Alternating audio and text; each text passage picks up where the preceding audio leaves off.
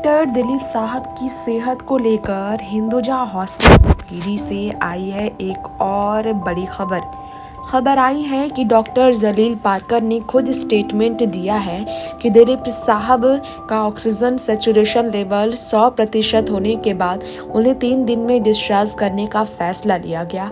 अखबार से बात करते हुए डॉक्टर पारकर ने स्टेटमेंट दिया है। वहीं आपको बताना चाहेंगे कि दिलीप साहब से हाल ही में मधुर भंडारकर पहुंचे थे मिलने के लिए।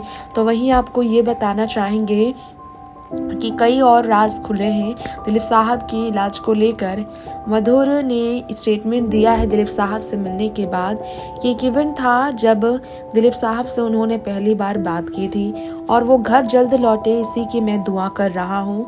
नेशनल अवार्ड फिल्म मेकर मधुर भंडारकर ने कहा कि वो दिलीप साहब के साथ काम करने के लिए हमेशा तरसते रहे। उन्होंने सोचा काश ये हो पाता।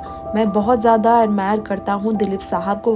दिलीप साहब के से मिलने के बाद बहुत ज़्यादा हॉस्पिटल में पहुंचने के बाद जो है बहुत ज़्यादा खुश नज़र आए दिलीप साहब को देखकर मधुर भंडारकर। और वहीं आपको बताना चाहेंगे कि दिलीप साहब को लेकर मधुर भंडारकर ने कहा कि वो जल्द से ठीक हो जाए, इसी की दुआ कर रहे हैं, लेकिन अभी पूरी तरह से वो स्वस्थ नहीं हुए हैं। तो वहीं आपको ये बताना चाहेंगे कि दिलीप साहब को सांस लेने की दिक्कत थी पिछले 1 हफ्ते से, जिसके कारण उन्हें सीधा हॉस्पिटलाइज्ड किया गया।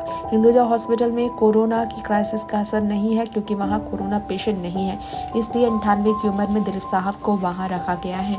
नितिन गोखले और जलील पारकर ये दोनों ही ट्रीटमेंट कर रहे हैं दिलीप साहब का।